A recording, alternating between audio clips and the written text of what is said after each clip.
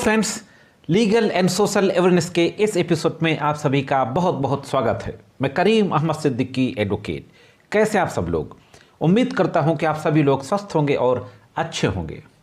साथियों, जब किसी व्यक्ति के ऊपर जानलेवा हमला होता है और उस व्यक्ति की मृत्यु हो जाती है, लेकिन मृत्यु से पहले वह अपना स्टेटमेंट दे जाता है, चाहे वह स्टेटमेंट उसने हॉस्पिटल में डॉक्टर को दिया हो या किसी एग्जीक्यूटिव मजिस्ट्रेट को दिया हो या फिर जुडिशियल मजिस्ट्रेट को दिया हो।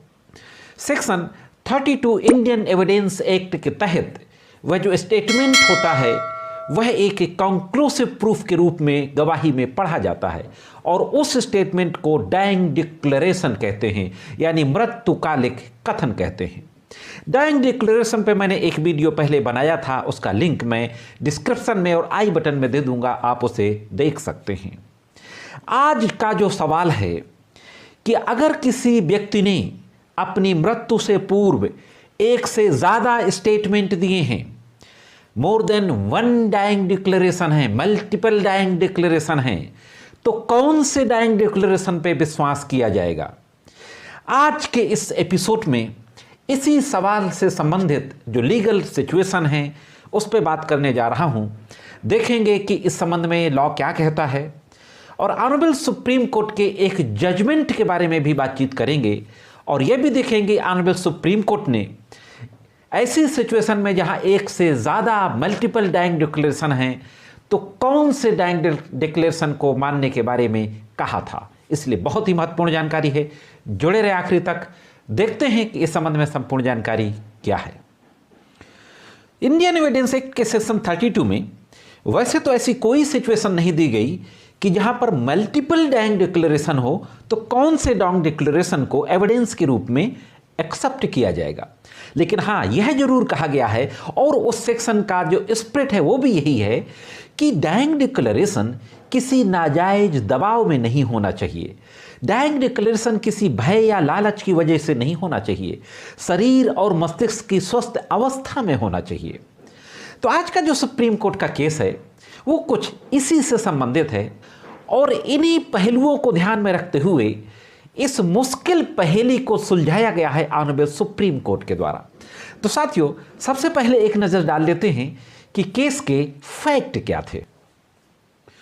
साथियों, केस के फैक्ट कुछ इस तरीके के थे कि एक महिला अपने ससुराल में जहर खा लेती है, उसको अस्पताल में भर्ती कराया जाता है, ट्रीटमेंट के दौरान उसकी डेथ हो जाती है, लेकिन अपनी मृत्यु से पहले वो 2 स्टेटमेंट दे जाती है। पहला स्टेटमेंट जो देती है उसमें यह कहती है कि मुझे बुखार था, अंगीठी पे कुछ दवाएं पड़ी हुई थी, मैंने गलती से हरी दवा खा ली। इसी दौरान उसके मायके वालों को पता चलता है, मायके वाले हॉस्पिटल आते हैं और प्रेशर बनाते हैं। पहले तो एफआईआर दर्ज कराते हैं, 304B इंडियन पेनल कोड यानी डाउरी डेथ की एफआईआर दर्ज कराते हैं और प्रेशर बनाते हैं कि इसका स्टेटमेंट मजिस्ट्रेट के सामने 164 सीआरपीसी के तहत रिकॉर्ड किया जाए।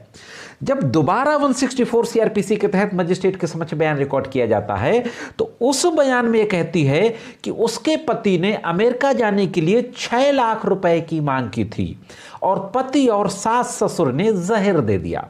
यह बयान देने के बाद उसकी डेथ हो जाती है। साथियों, ध्यान रहे, यह दोनों स्टेटमेंट जुडिशियल मजिस्ट्रेट ने रिकॉर्ड किए थे।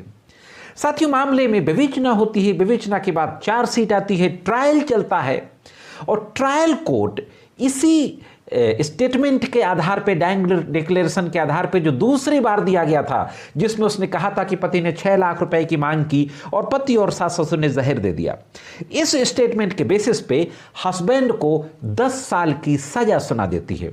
सास और ससुर को बरी कर दिया जाता है, लेकिन हस्बैंड को कन्विक्शन कर दिया जाता है 10 ईयर्स रिग्रेस इम्प्रिजनमेंट। इस आदेश के खिलाफ पंजाब और हरियाणा हाई कोर्ट में क्रिमिनल अपील दाखिल की जाती है, लेकिन पंजाब और Haryana high court trial court के जजमेंट को कंफर्म कर देते हैं। सिर्फ इतना मॉडिफिकेशन करते हैं कि 10 साल की सजा को 7 साल कर देते हैं। साथियों, पंजाब और हरियाणा हाई कोर्ट के उस जजमेंट के खिलाफ ऑनरेबल सुप्रीम कोर्ट में क्रिमिनल अपील दाखिल की जाती है। अब साथियों, देखते हैं कि ऑनरेबल सुप्रीम कोर्ट में किस तरीके का आर्गुमेंट किया गया और फाइनली सुप्रीम कोर्ट ने किस तरीके का जजमेंट पारित किया। साथियों, जो केस था माखन सिंह बनाम state of Haryana, criminal appeal number 1290/2010।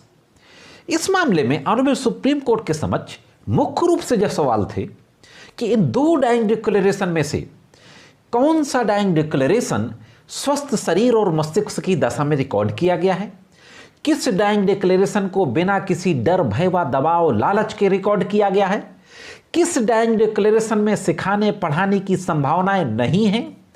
इन बातों को सुप्रीम कोर्ट को देखना था।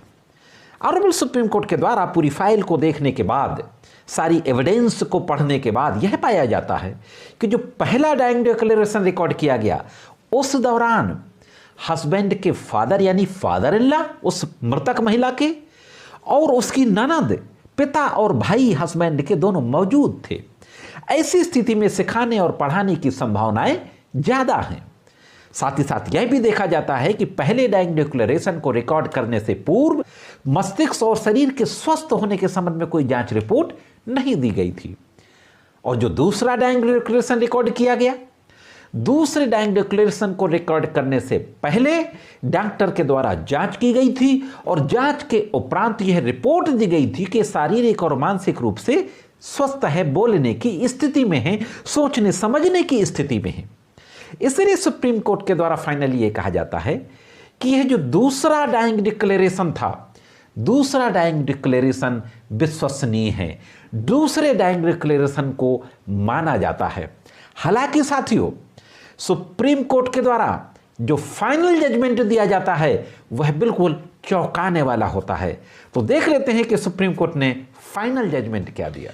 यद्यपि साथियों, सुप्रीम कोर्ट के द्वारा यह कहा जाता है कि जो डाइंग डिक्लेरेशन मेडिकल जांच के उपरांत रिकॉर्ड किया गया हो उस डाइंग डिक्लेरेशन को माना जाएगा, लेकिन सुप्रीम कोर्ट के द्वारा यह भी कहा जाता है कि ट्रायल कोर्ट ने इन्हीं दोनों डाइंग डिक्लेरेशन को देखते हुए, डाउट ऑफ बेनिफिट देते हुए उसी एविडेंस पे सास और ससुर को छोड़ दिया। सारे लोगों के खिलाफ एक समान साक्ष्य आए थे, एक समान एविडेंस आई थी, और जब एक समान एविडेंस आई थी तो दो लोगों को छोड़ देना उसी सेम एविडेंस पे और एक व्यक्ति को सजा कर देना यह उचित नहीं है। और सुप्रीम कोर्ट ने कहा कि ट्रायल कोर्ट ने और हाई कोर्ट ने दोनों ने गलती की है इस कानून को समझने में। लिहाजा सुप्रीम कोर्ट के द्वारा फाइनली पति को भी दोष मुक्त कर दिया जाता है। हाँ दोस्तों, पति को बाइज्जत रिहा कर दिया जाता है। तो यह था दोस्तों एक बहुत ही टेक्निकल क्वेश्चन के संबंध में एक महत्वपूर्ण वीडियो। साथियों, इस तरीके के केस में जहां पे मल्टीपल डाइंग डिक्लेरेशन हैं, एक से ज्यादा डाइंग डिक्लेरेशन हैं और सारे डाइंग डिक्लेरेशन एक दूसरे के विपरीत हैं, तो ऐसी स्थिति में सुप्रीम कोर्ट ने प्रिंसिपल लेट डाउन कर दिया कि वो डाइंग डिक्लेरेशन जो मेडिकल आख्या के बाद, मेडिकल जांच के बाद रिकॉर्ड किया जाएगा, उसी डाइंग डिक्लेरेशन को माना जाएगा। साथियों, ये जानकारी कैसी लगी कमेंट्स करके जरूर बताएं। जानकारी अगर अच्छी लगी हो तो वीडियो को लाइक और शेयर अवश्य कर दें। और अभी तक आपने अगर चैनल को सब्सक्राइब ना किया हो तो चैनल को सब्सक्राइब करके बेल बटन को हिट करके ऑल पे सेट कर दें, जिससे कि इन फ्यूचर जो वीडियोस आते हैं उनका नोटिफिकेशन आप तक पहुंच सके। आज की वीडियो में सिर्फ इतना ही। मिलते हैं किसी अन्य वीडियो में कानून की कुछ अन्य जानकारियों के साथ। तब तक कानून की विभिन्न तरीके की जानकारियों के लिए देखते रहें लीगल एंड सोशल एवर।